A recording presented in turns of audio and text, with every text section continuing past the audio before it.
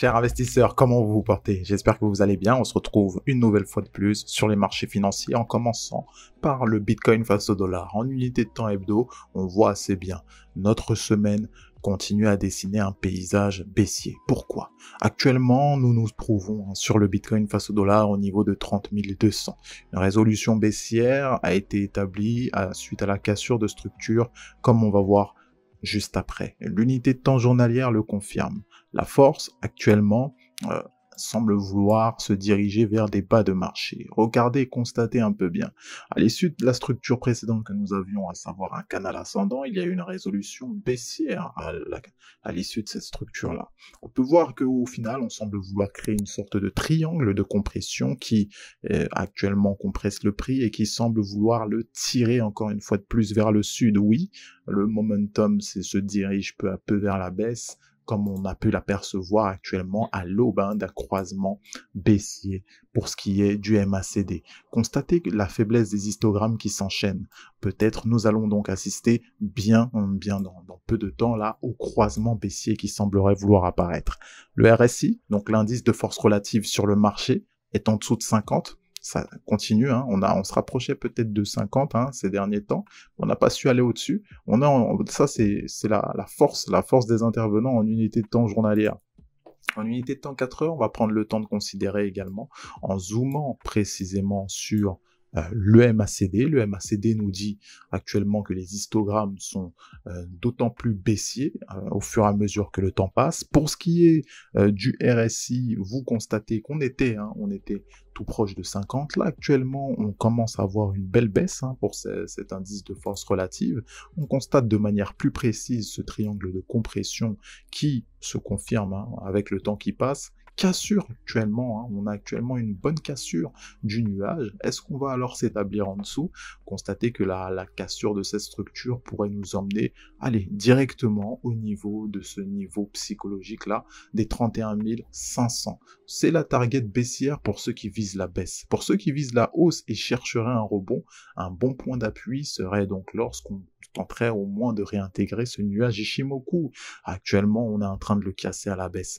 Donc, la target haussière, pour ceux qui sembleraient vouloir donc initier une position à la hausse, ça semble assez logique et évident. Il s'agit des 35 000. Donc, on a ces deux bornes-là qui vont globalement nous tenir durant toute la journée, probablement. Unité de temps 1 heure, juste de manière plus précise. Là, on s'aperçoit assez bien, peut-être alors, là c'est un rebond qu'on souhaiterait avoir, si on souhaite avoir la hausse, qui nous permettrait de réintégrer donc le nuage, déjà en unité de temps 4 heures, mais aussi en unité de temps 1 heure, ça serait pas mal, histoire de pouvoir avoir donc une perception déjà des niveaux haussiers qui pourraient nous atteindre. Vous constatez, actuellement, on a un premier barrage qui va se situer au niveau de 34 000 avec l'ensemble des mèches là que vous voyez, pas mal de batailles qui a eu lieu ici. Donc ça, c'est un premier barrage à passer. Et après, oui, on va essayer de se loger aux frontières des 35 000 par là. Donc globalement, des targets assez clairs pour ceux qui visent la hausse, encore une fois. Tout n'est pas joué. On va voir sur l'Ethereum face au dollar qu'il a suivi. Il a suivi effectivement la direction que lui imposait son homologue, le Bitcoin. À l'issue de ce biseau ascendant, on a eu une résolution descendante. On a cassé donc la structure par le bas. Constatez un petit peu, oui, effectivement, le biseau descendant actuellement est en train d'être cassé par le bas. Juste avant ça, durant la journée, on a quand même bien pris la peine d'aller toucher cette target des 2400. On n'a pas eu cette cassure franche de ces niveaux des 2400 qu'on souhaitait. On souhaitait effectivement. Ça aurait été un signal de continuation haussière, cette cassure franche des niveaux des 2400, ce niveau psychologique assez important. Mais ça n'a pas été le cas. Ça n'a pas été le cas, donc on a tout simplement cassé la structure, ce biseau ascendant. Oui, par la même occasion, on semblerait avoir une cassure de nuage à l'instant T. Donc, si on devait avoir une target baissière, on pourrait se loger très très rapidement au niveau des 2200. Vous voyez, le niveau qui a été créé ici, ça correspond également à un ancien niveau de Kijun pour ce qui est d'Ishimoku. Donc ça semble pas déconnant de viser les 2200 dans un premier temps, les 2130 par extension. pour ceux qui veulent aller bien plus loin.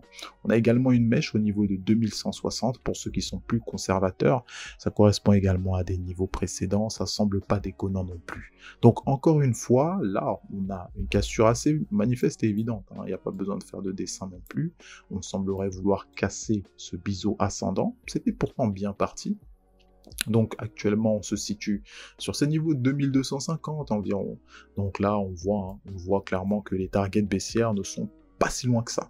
Mais encore une fois, pour ceux qui visent la hausse, qui ne sont pas forcément affectés par cette baisse-là, viseraient les 2300, 350 par extension, d'accord? C'est des niveaux qu'on a précédemment créés et qui pourraient attirer le marché ainsi la résolution se dirige vers le nord. Voici actuellement l'état du marché, hein, pour ce qui est de l'unité de temps journalière. La baisse a commencé dès le début de la journée. Là, on est d'ailleurs à l'aube, hein, à l'aube de ce jour, et on est déjà à plus de la moitié du chandelier de la journée du 6 juillet. Constatez un petit peu le magnifique doji qui a eu lieu, qui constitue en soi un signal chartiste fort, hein, quand on y pense. C'est un signal chartiste fort, on a fait mine de toucher ces 2400, la clôture s'est effectuée, et bon, la baisse s'est engendrée.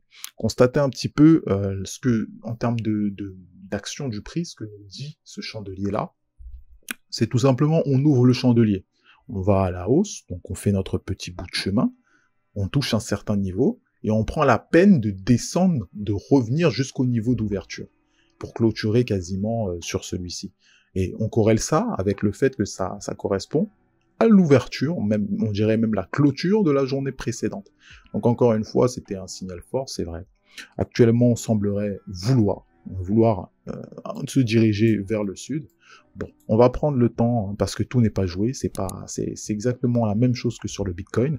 Actuellement, on semblerait avoir une volonté de consolider. On prend tout simplement ces infos, hein, et comme d'habitude, on essaie d'agir au mieux.